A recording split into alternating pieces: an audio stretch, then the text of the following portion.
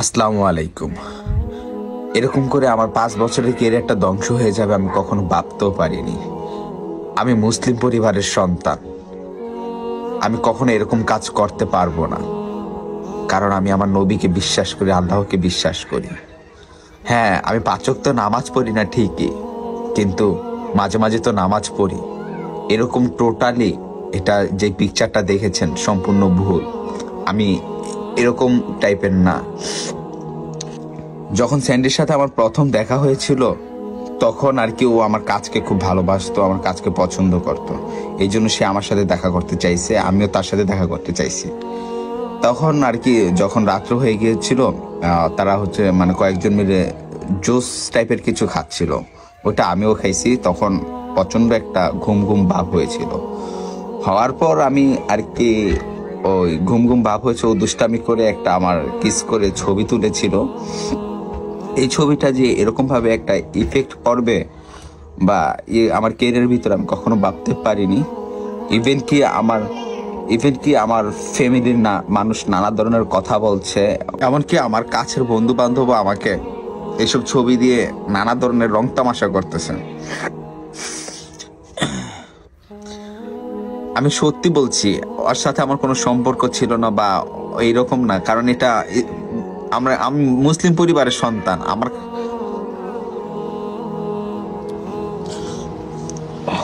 দেখতে পাচ্ছ গাইস, আমি সত্যি কথা বলছি, এরকম সম্পর্ক জড়ানোর আমার কোনো চিন্তা ভাবনাই ছিল না, কারণ আমি একদিন না একদিন এই পৃথিবী থেকে চলে যাব, আর রোজ হাসরের ময়দানে দাঁড়াবো।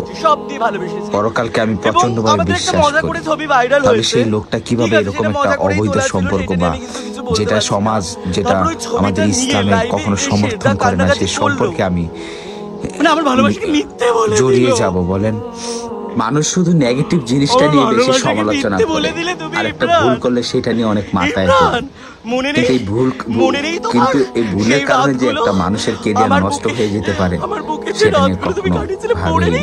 আমি এত কিছু করেছি মানুষের জন্য, মানুষের কল্যাণের জন্য, এবং টিকটক ছেড়ে ভালো কিছু করার ট্রাই করছি, কিন্তু আপনারা এটাতে বিশ্বাস করে নিয়েছেন আমি স্যান্ডির সাথে সম্পর্ক আমার এরকম, আমার ক্যারেক্টার এরকম। বিশ্বাস করেন, স্যান্ডি যখন আমাকে ইনভাইট করেছিল প্রথমত, তখন তারা জুস খেয়েছে, অনেক কিছু খেয়েছিল। তারপর আমিও সেই জুসটা খাই। খাওয়ার পর আর কি একটু ঘুম ঘুম ভাব হলো, সে দুষ্টামি করতেছে, গান বাজনা বাজতেছে। হ্যাঁ, তারপর দুষ্টামি করে আমার সাথে ঠোঁটের সাথে কিচ করে একটা ছবি তুলেছে। ছবি তোলার পর আর কি আমি দেখেছিলাম এই ছবিটা সে তুলেছে। তারপর আমি তাকে বোঝালাম যে দেখো, তুমি যে দুষ্টামি করে ছবিটা তুলছো, পরে কিন্তু আমার ক্যারিয়ারের ভিতরে অনেক ধরনের নেগেটিভ একটা ইফেক্ট আসবে। সে আমাকে বলল যে কিছু হবে না। তারপর আমি জোর করে ছবিটা ডিলিট করে ফেললাম, সেও বলছে ডিলিট করে ফেলছে। কিন্তু এই ছবিটা যে এইভাবে ভাইরাল হয়ে যাবে আমি কখনো ভাবিনি। প্রমিস, গড প্রমিস, আমি মোটো এরকম না। আর যদি আপনারা বিশ্বাস না করেন না, তাহলে মনে হয় আমি আর আপনাদের মাঝে আসবো না, আর কখনো ফিরে নাও আসতে পারি।